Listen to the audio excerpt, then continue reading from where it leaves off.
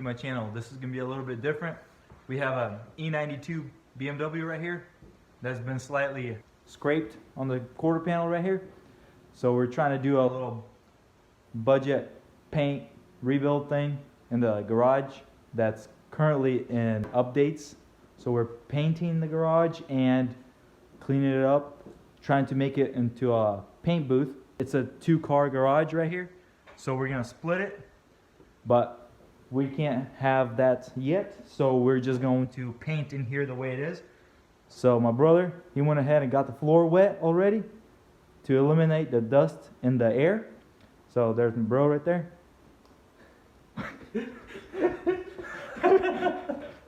Anyways, yeah. We got this thing prepped, ready to paint.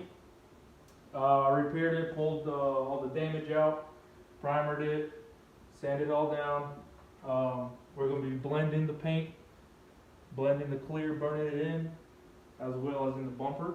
We'll see how it turns out in this open garage where everything's actually open. Compressor's standing right there. So we'll see how this turns out, which I'm pretty sure it will. So stay tuned. We'll see what happens next.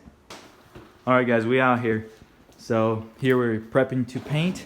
Well, my brother is, and I'm gonna tell you about this little rig that we have set up with this compressor. So here we have a compressor that runs up to about 150, a little over. So we have a water oil separator right here, and then it goes up and travels into this tube. It's a PVC pipe which travels up and goes up for clean air without water, and the water goes down, and there's a valve.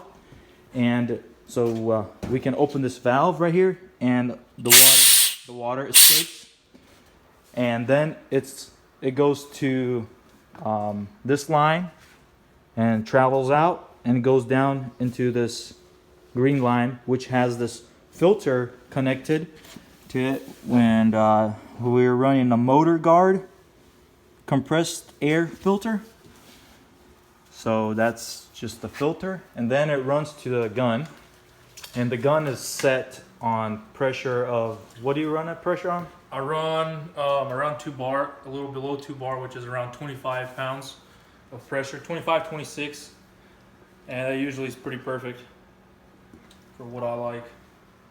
So yeah, that's pretty much the setup we got right now. This is something we don't do on a daily basis, so it's not all professionally set up. This is just a temporary thing that gets set up and then removed just on a table. So yeah, we're trying to do this as a budget thing. So hopefully everything works out. So we have a car battery to Sometimes when you're running low on energy, you just got to come up here and get yourself a little boost, and yeah, you'll be back and running again. Also, we use that to zap the paint and cure it.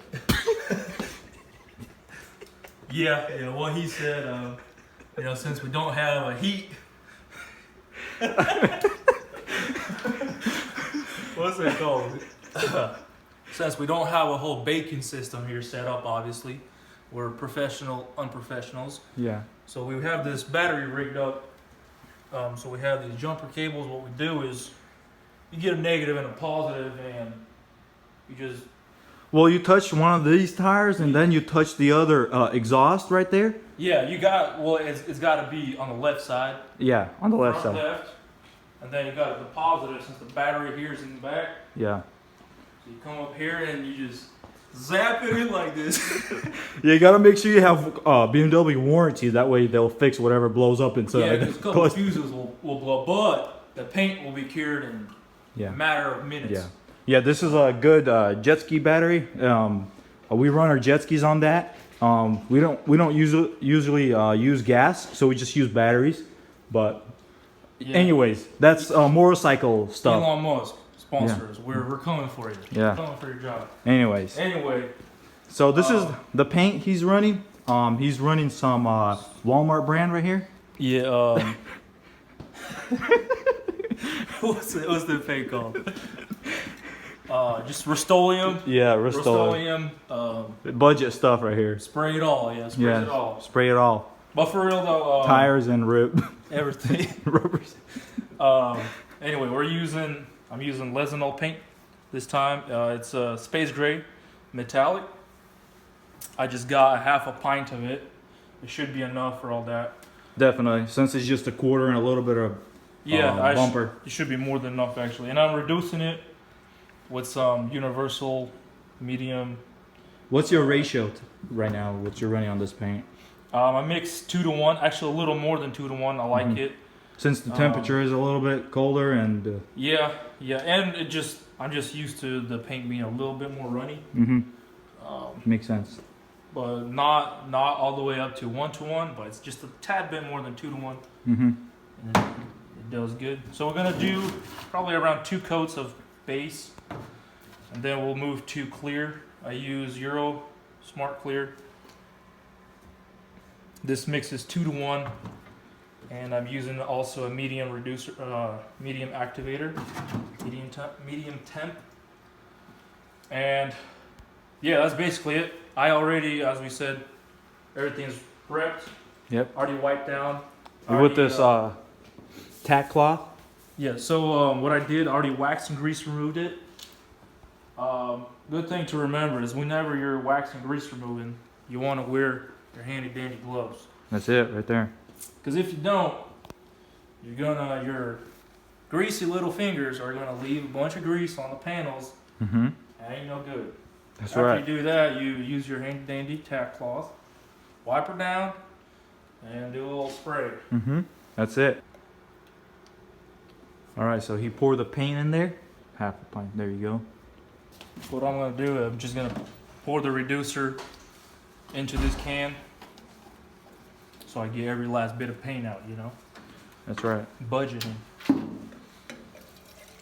So we don't have no leftover paint. That's what we're gonna do.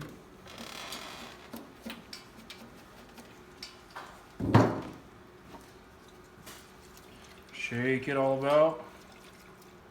Alright, so it's right at the 4 mark, 2 to 1. Right at the 4 mark. So let's see how much this puts us at. Right under 4. So the rest we're just gonna add in here.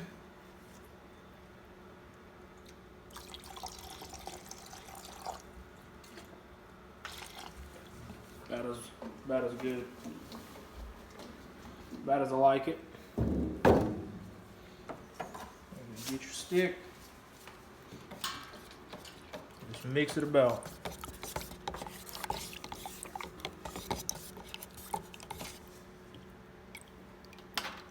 Look at them nice metallics.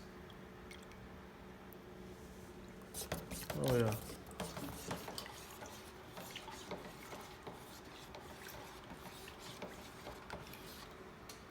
All right, he's gonna stir it up, make sure it's nice and mixed.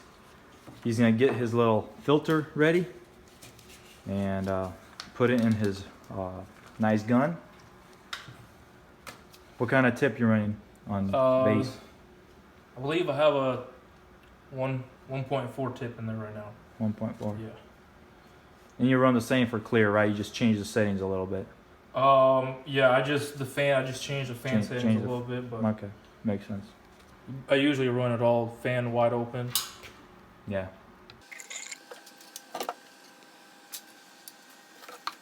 All right. All right.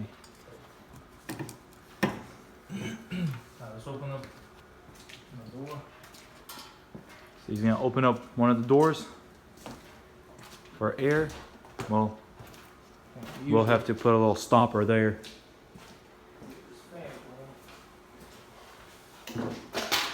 So we're gonna set up one of the fans under this garage door.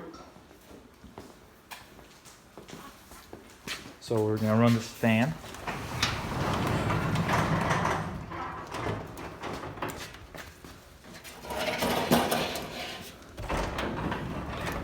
Just like that. We're gonna prop the door open over there. Basically, it's going to come from here to there. So hopefully this will help out some of the fumes and overspray and all this dust. So my brother's gonna be ready for some spraying.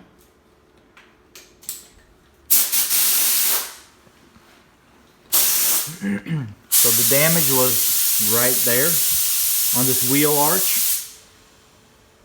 So everything got pulled out. There was no material removed or welded.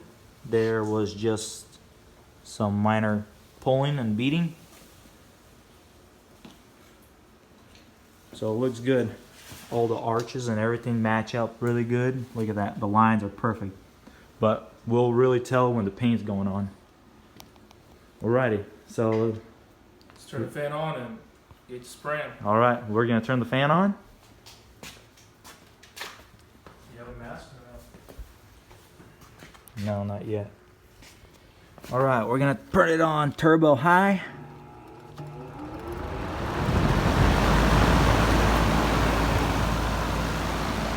There you go. I'm gonna go grab my mask. Alrighty, boys, we out here. Safety, number one. So my brother's doing the blowing up the air and going with the tack lock.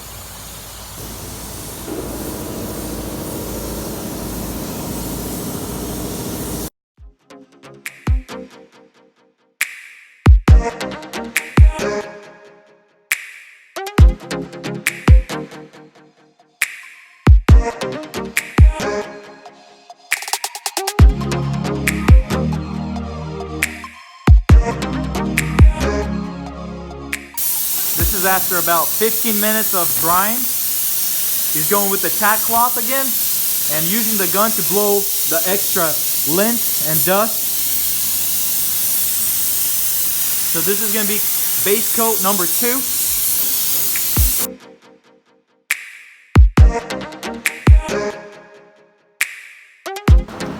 So you're going to spray up just a little bit higher now? Yeah. So first coat, he just came up just a little bit for the blend. Now for the second coat, he's gonna blend up just a little bit higher.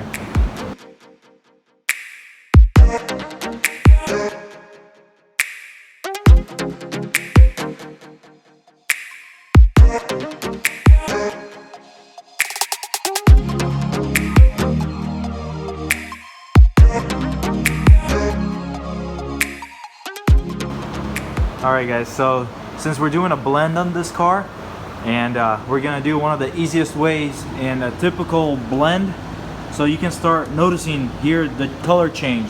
So go ahead, give it a little explanation. What do you think about the blend, or how do you do the blend? So this I actually have. This is actually a very small area that I could blend. So basically, the first coat that I done, that was just a coverage coat. I just covered all the primer. Then the second coat, I went out a little further and I just fanned it out, and you can see that transition where the color is, and then it kind of dissipates slowly. That was all the way throughout here, and then we're going to do a third coat, and I'm going to do the same exact thing, but I'm going to carry it through just a tad bit further. And that's the easiest blend, most basic thing you can do, and it works most of the time. There's all kinds of other different ways, techniques you can do blends. So this is the most basic. And this is like the easiest way to tell if your blend is going okay, is on the paper. Right, basically this is your guide right here. You set a piece of paper and you can watch the way your blend is fading out. So it gives a nice indication. Alright. Alrighty guys, so doing coating number 3, and this is the final, and we're gonna go into the stages of clear coating.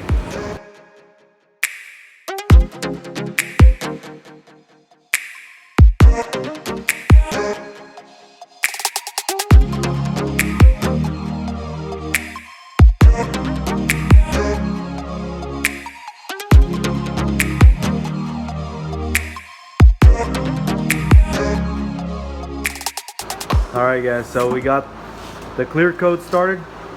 So we went ahead, washed the gun out, and prepared it for clear coat. So brother's starting to mix. 2 to 1. 2 to 1. Some of this Euro. You gotta put some on the table first, so the way the cup doesn't move around. Yeah. Tack it up a little bit. Yeah.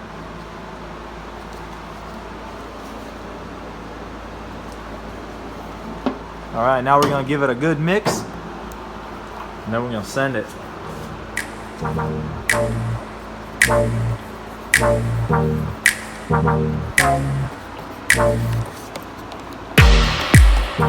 Follow White Rabbit.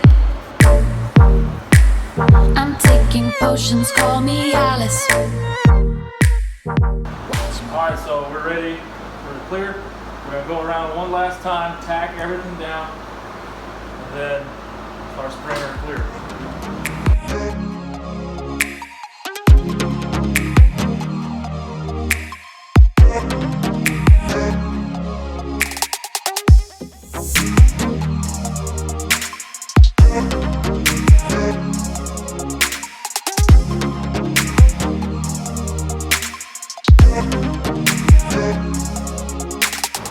All right, guys, so we're getting ready for the last coat, number 2. And this number 1 coat looks really good. Just some really fine dirts and a little bit of areas. Yeah, so he's gonna start spraying number 2. Alrighty, guys, stay tuned.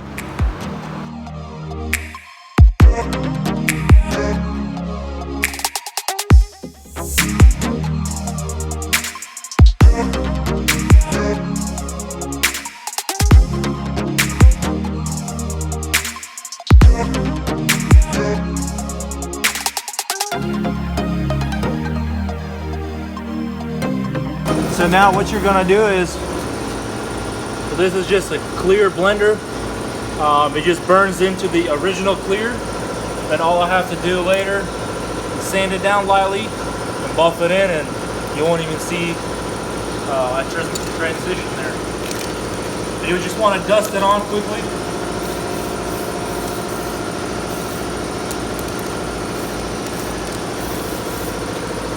That's all it takes. so you wanna do this right after you finish your last coat of clear. So this helps blend the 2 areas where you're blending the 2 clear coats, where old clear coat and the new clear coat. And then once you remove the hard line, you can just blend it in really easily.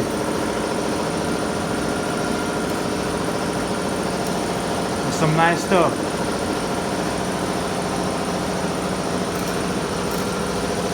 Few dirts, but it's all right. Yeah, there's a few dirts, but it'll be all right.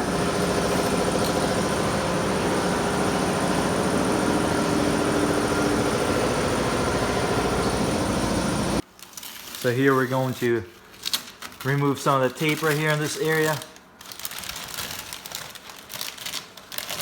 just because it's kind of a hard line right there.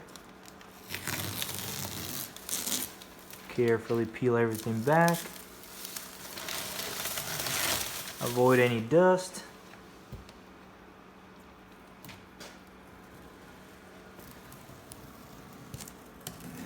Be a nice little buff right here where that hard line is, and blend the 2 together.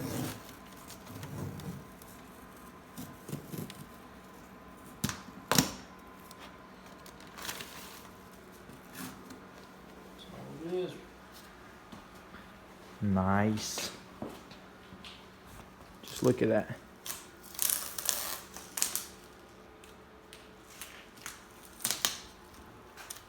Nice lines, everything is matching perfect.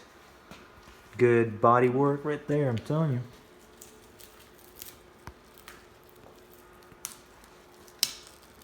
And that's another hard line right there. Look at that.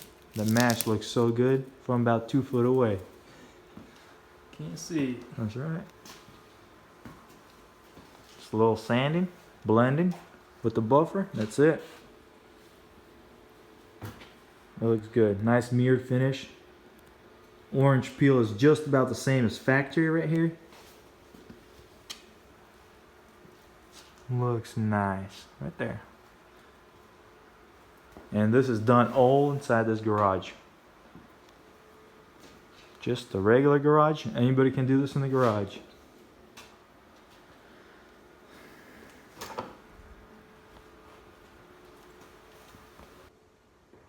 guys, so we're fading out, getting ready to dip. So basically, we got this thing finished. We're gonna let it cure overnight, and yeah, it looks good. I hope you guys enjoy this content. It's a little different from what we run, but if you guys like this thing, this kind of work, or this kind of video, smash the like button, show us some support. You got any last words? Diddle that like button and subscribe. There you go, guys. Smash that like button. Anyways, guys, peace. Peace.